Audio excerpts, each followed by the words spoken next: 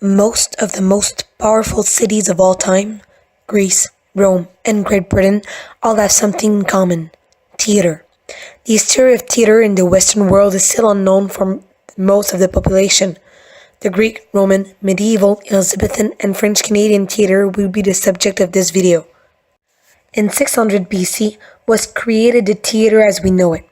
There are no known authors who truly first started theater, but historians taught us that the Greeks portrayed the story of their myths. The show took place in an hemicycle. It is the same cycle structure with an arc of 240 degrees and a 30-degree inclination. In the middle of the hemicycle, there is an orchestra, a place where 15 randomly chosen men from the elite class formed a chorus where they would be interpreting collective characters. They would be dancing and singing when the Coryphaeus, the leader of the chorus, says it's their turn. They would only be wearing makeup and earpieces. Sometimes they would be wearing a small mask. And in that orchestra, there is a Timele, an altar for Dionysus, god of wine and fertility, later a patron of the arts. There are never more than 3 actors, no matter how many characters there are. Also, they were all men, even for women roles. In the beginning, it was the author who would embody all the characters by changing his dress, voice, and mask. In 500 BC, Aeschyle, writer of Prometheus Bound, created the second actor, and then Sophocles, writer of Antigone, created the third actor. The actor needs to wear a giant and heavy dummy padded under their long dress. Because of the weight of the costume and the cothornus, high-thick sole shoes, they walk very slowly. He also needs to wear a stone mask, which helps them to speak louder. They used to codify everything. For example, a purple dress is for kings. Fun fact: women were not allowed to play in the theater. They were only allowed to watch a play on the last rows of the theater. The Roman theater was created in minus 240. They were used to jokes and playful advices about medicinal problems. When the Roman Empire invaded Sicily, they discovered the Greek theater. They were intrigued by the fact that the Greeks wanted to tell a story. The Romans gave a lot of importance for their theater. The Romans copied the Greeks with some light differences. The podium is a bit bigger and wider. The public remained standing. The facade was very tall and had shelves where we could see their treasures.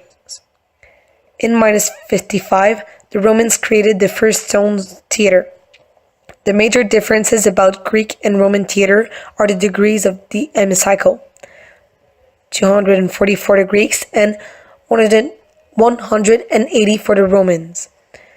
And they added backstages.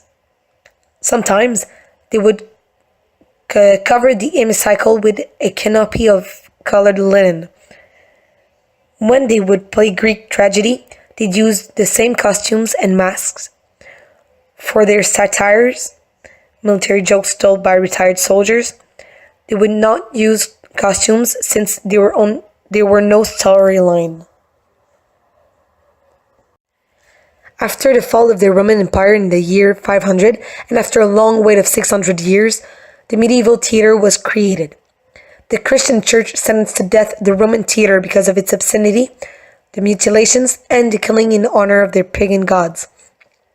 The beautiful new stone theaters were destroyed. Only a few people kept the art alive. It's only when the church rose to power that the theater came back to life. There were 4 types of stagecraft: liturgical drama, semi-liturgical drama, the miracle, and the mystery. Liturgical drama always took place inside the church.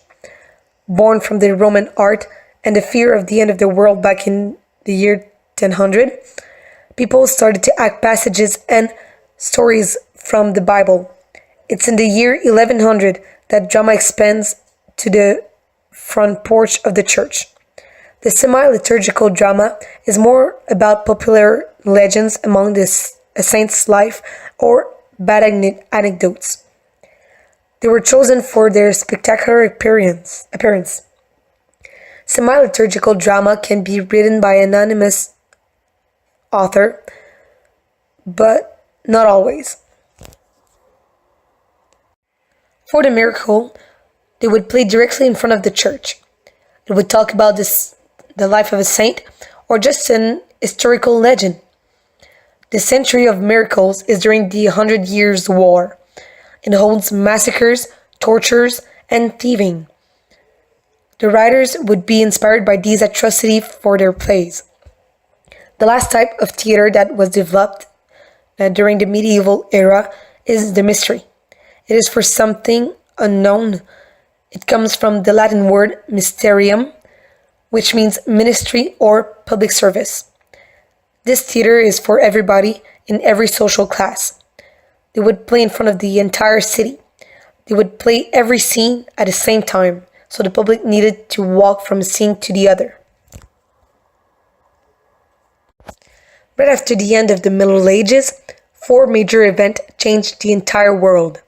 Printing, the start of Protestantism, the Renaissance begins, and it is the time of the big discoveries such as new lands. This is when the Elizabethan theater was born. They would play in a semi-open air stage. Professional actors, all men, are used in plays. All text, sets, and costumes are the property of corporations.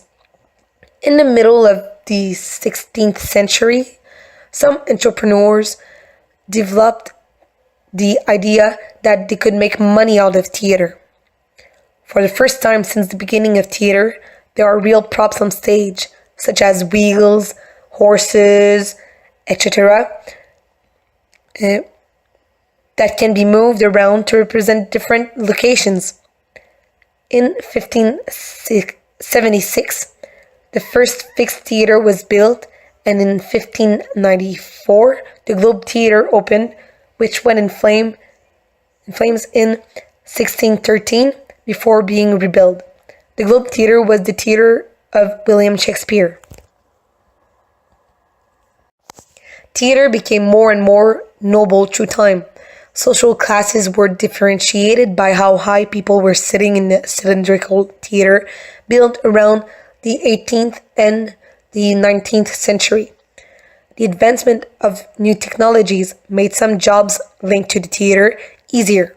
For example, soundman, lighting engineer, etc. It even helped producers to have a better visual for the play. For example, placing actors so every member of the audience can see them and hear them. The first play produced in Quebec was Cid from Corneille in a store. In Quebec, the church was censoring most of the work of great dramatists. When theater was under the English regime, the citizens were able to see some work from Molière. It was one of their ways to protect the French culture. In 1900, some theater groups from France came to Canada, but as soon as World War I began, all immigrants got called to help in the war. So, the actors of Quebec took over the troops. It was their fight to keep theater alive. It is only in 1948 that the theater in Quebec truly started to exist. Known authors such as Gratien Gélinas, Marcel Dubé, and Michel Tremblay shaped our theater with their themes that Quebecers can rely to.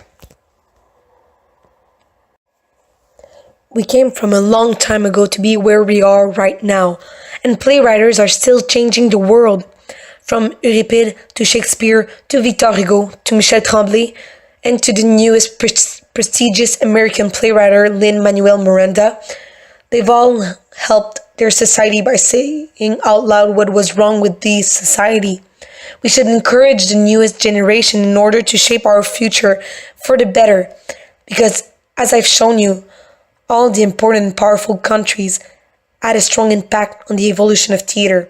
So, in order to have a great and powerful country, We must encourage art as soon as possible, not destroying it like we are doing right now.